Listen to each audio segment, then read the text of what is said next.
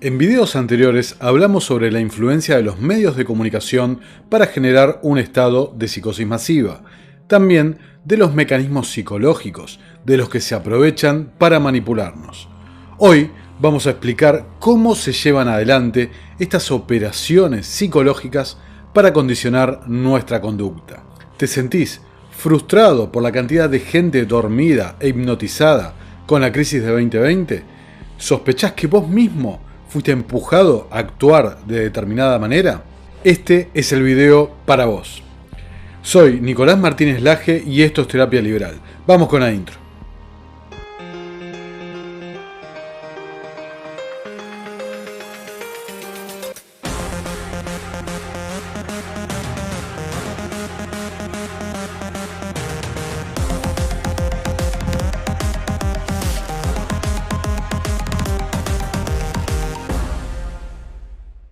Antes que nada tengo que agradecer al suscriptor que me hizo llegar el fantástico libro de Ian Davis, Pseudo Pandemia. Mucha de la información que les voy a mostrar se basa en el capítulo 20 del mencionado libro, que lo pueden descargar en su sitio web inthistogether.com. Les dejo el link en la descripción.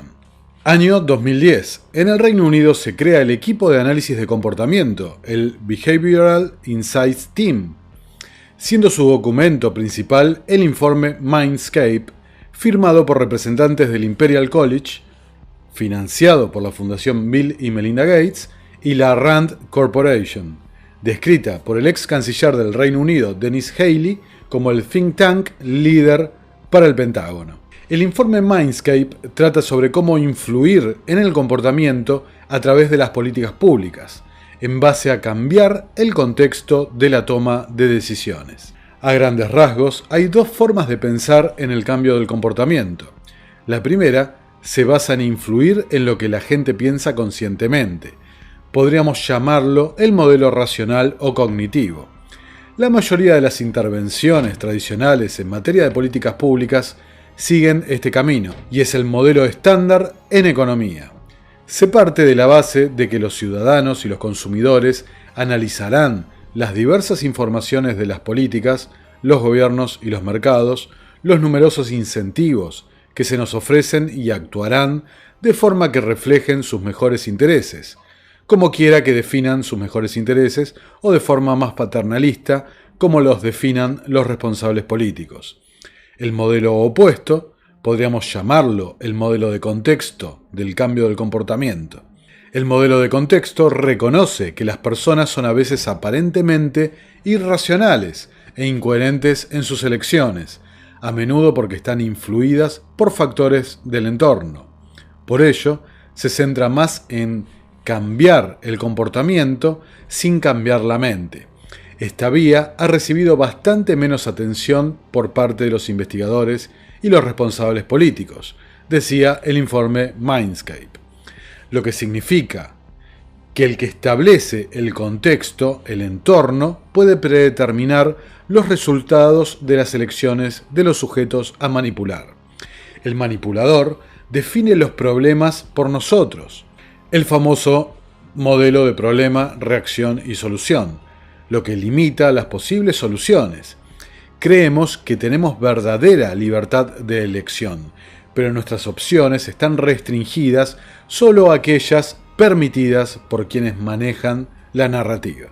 El equipo de investigación de Mindscape describió el proceso de modificación del comportamiento de la siguiente manera. El comportamiento de las personas puede verse alterado si primero se exponen a determinadas imágenes, palabras o sensaciones. En otras palabras, las personas se comportan de manera diferente si han sido preparadas por ciertas señales de antemano. Las respuestas emocionales a palabras, imágenes y eventos pueden ser rápidas y automáticas. Las personas pueden experimentar una reacción de comportamiento antes de darse cuenta a qué están reaccionando. Esto desvía el foco de atención desde los hechos y la información hacia la alteración del contexto en el que actúan las personas. Primero, modificando el entorno, que fue presentado por el propio Imperial College a través de los modelos informáticos de Neil Ferguson, justificativo para todas las medidas tomadas. lo que generó un nuevo contexto de toma de decisiones, provocando así cambios significativos en nuestro comportamiento. Y luego, a través de los medios de comunicación que nos inundaron con imágenes desoladoras y muchas veces armadas, para amplificar nuestra respuesta emocional y así nublar el pensamiento crítico, forzando de esta manera las respuestas automáticas en nuestra conducta. Literalmente manipulan nuestro inconsciente, una vez establecidas estas respuestas automáticas. Los dos sistemas tienen capacidades diferentes. La mente reflexiva tiene una capacidad limitada, pero ofrece un análisis más sistemático y profundo. La mente automática procesa muchas cosas por separado, simultáneamente y a menudo de forma inconsciente, pero es más superficial. Toma atajos y tiene prejuicios arraigados. Como explica una fuente académica, una vez desencadenados por las características del entorno, estos procesos automáticos preconscientes se ejecutan hasta su finalización sin ninguna supervisión consciente. Una vez establecida esta nueva normalidad, entregaron la supuesta solución, los tratamientos génicos, junto al pánico de la escasez para que haya un interés mayor en conseguirlos. Ahora deberíamos preguntarnos de qué escasez hablaban, y si realmente existía una escasez. Todo bajo la promesa de volver a la normalidad, pero una nueva normalidad donde todas las restricciones permanecen para nuestro cuidado. The second situation is that people assume we are just going back to the good old world which we had, and everything will be normal again in how we are used to normal, in the old fashion. This is, let's say, fiction. It will not happen. The cut which we have now is much too strong in order not to leave traces. And then we have the third possibility, to construct a new concept based on the learnings, on the observations we have seen, and to create really, and I come back, a more resilient, a more inclusive, and a more sustainable world. Este programa de Mindspace fue tan exitoso que fue privatizado y exportado a Canadá, Nueva Zelanda, Australia y los Estados Unidos. A nadie se le debería escapar a esta altura que estos países, junto al propio Reino Unido, forman la alianza estratégica de los 5 ojos, las Five Eyes, de intercambio de información de servicios de inteligencia. 2008, Nudge. Como dice Maximiliano Ríos en su columna de opinión en Perfil, esta máquina ficcional que se utiliza en la película, se refiere a la película Inception, se viene haciendo cada día más real en los procesos de ingeniería social y en el diseño de políticas públicas a través del estudio del comportamiento humano y la explotación de las bases de datos. Las mismas se usan para orientar conductas o respuestas por parte de la ciudadanía y se han denominado nudges. Retrocedamos al año 2008, cuando es publicado el libro Empujón, mejorar las decisiones sobre salud, riqueza y felicidad de Richard Thaler y Cass Sunstein, que es un nudge o un empujoncito en su traducción al español.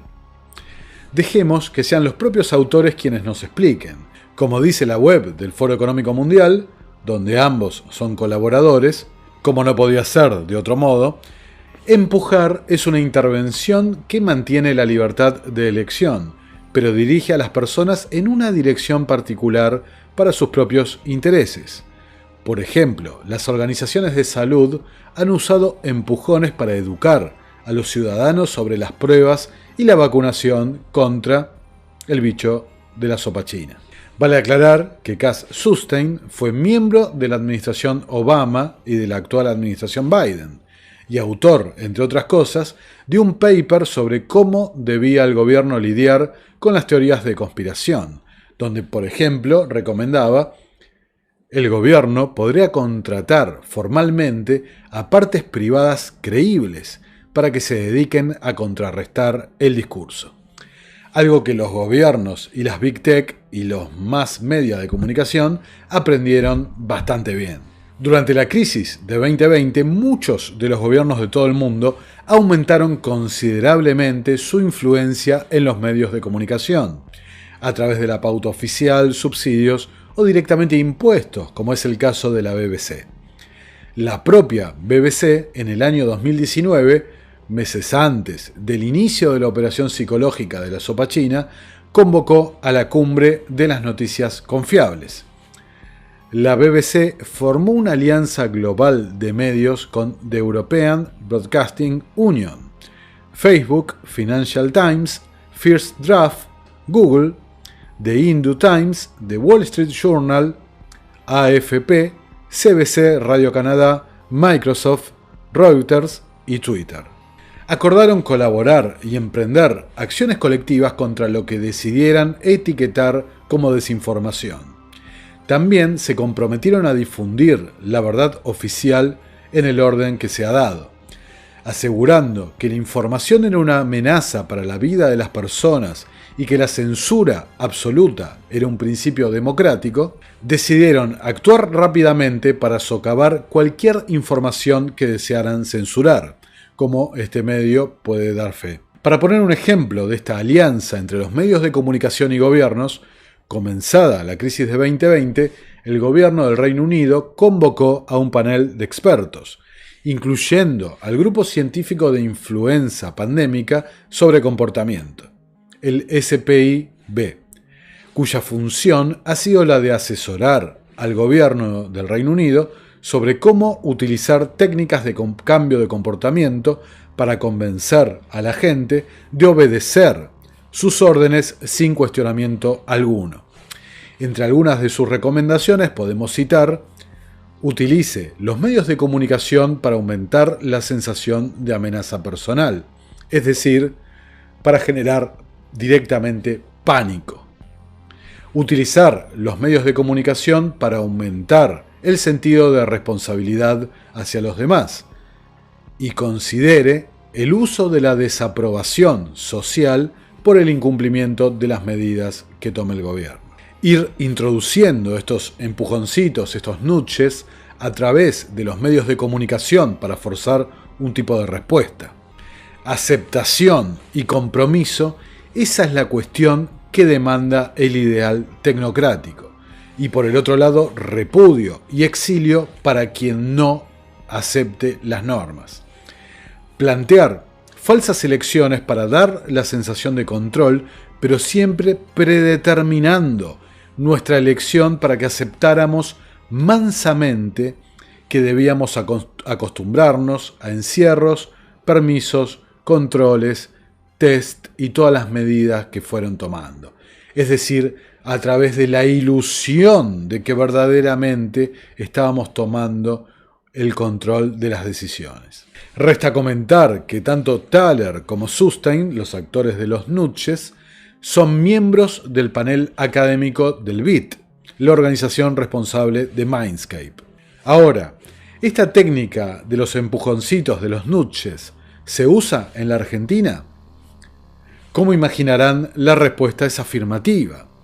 Podemos encontrar dentro de la propia web del gobierno de la ciudad de Buenos Aires, recuerden el video anterior respecto al rol y la complicidad de este gobierno con el Foro Económico Mundial, podemos encontrar en su web el programa de Nudges, donde resalta: la economía del comportamiento propone complementar las habituales formas de política pública, prohibiciones, multas e incentivos, con una forma de intervención que altera la forma en que las opciones y la información son presentadas al vecino, pero sin restringir las alternativas disponibles ni coartar la libre elección de los individuos.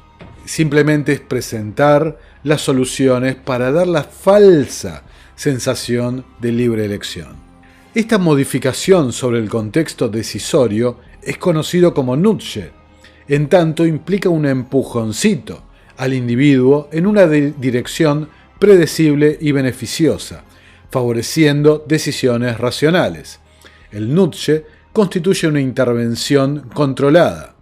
Tras diagnosticarse la problemática, se diseña y evalúa de forma experimental y rigurosa, lo que permite conocer certeramente su impacto y favorecer su replicabilidad. Dicho en otra manera, problema, reacción y solución.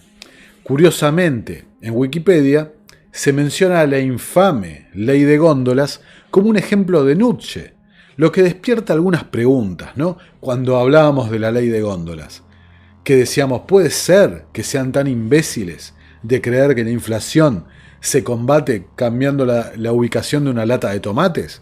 Quizás eso es lo que quieren que vos pienses, que están pensando en la inflación cuando en realidad están experimentando con técnicas de manipulación de conducta.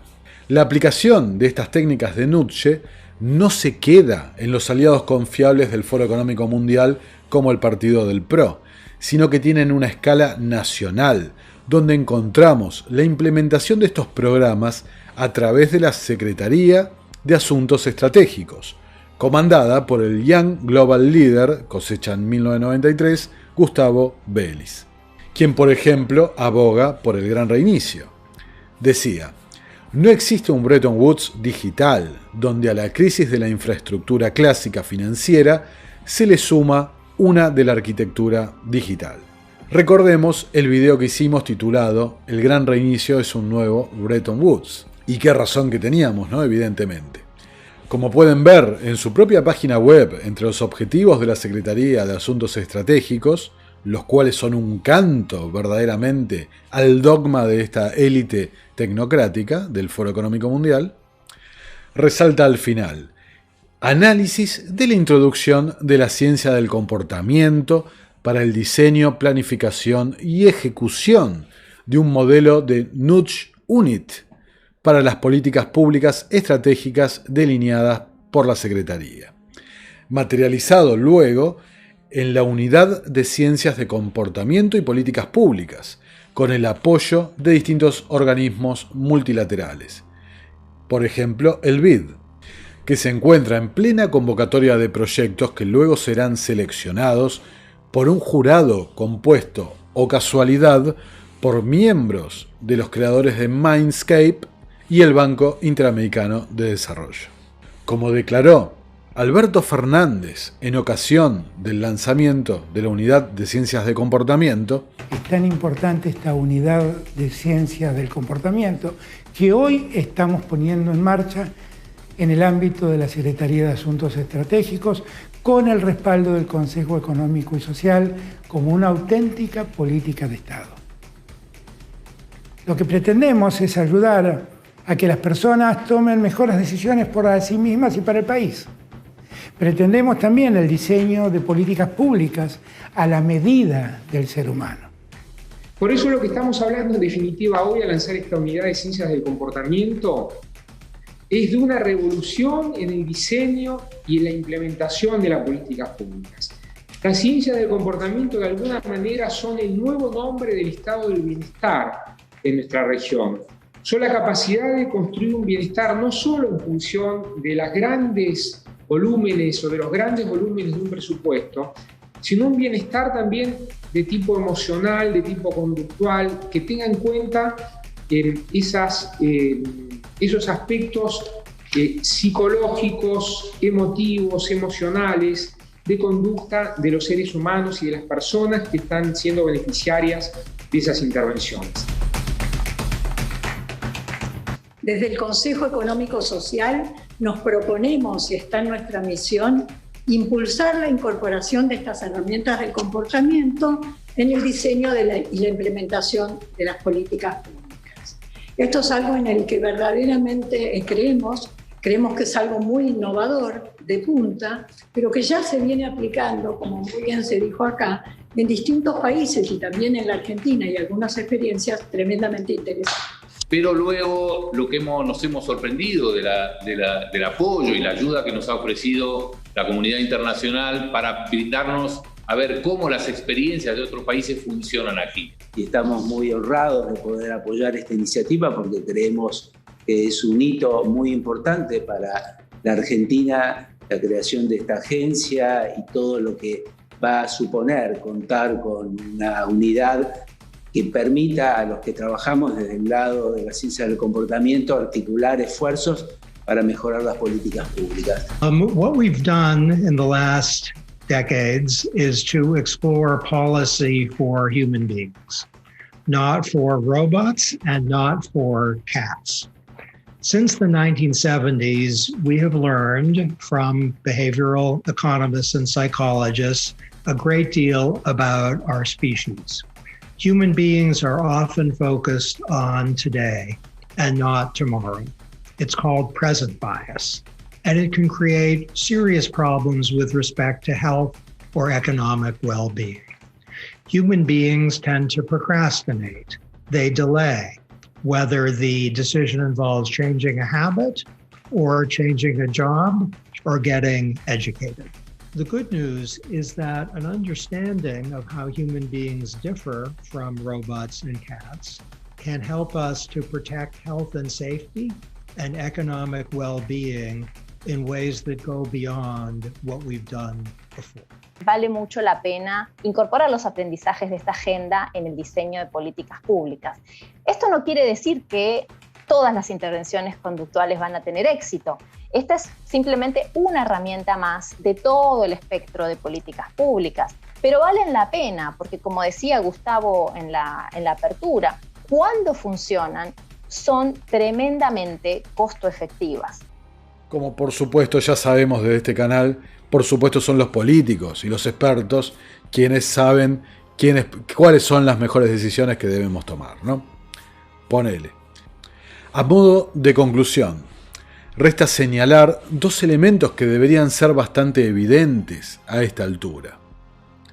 Primero, todos estos programas están financiados por el dinero del propio contribuyente, es decir, pagamos impuestos para que esta gente nos someta y nos manipule de una manera más efectiva. Y segundo, deliberadamente indujeron a un estado de pánico y ansiedad colectiva utilizando estos mismos métodos, lo que aclara bastante cuál es el rol del Estado moderno y cómo nos ven respecto a la representación política y el efectivo rol del ejercicio del poder.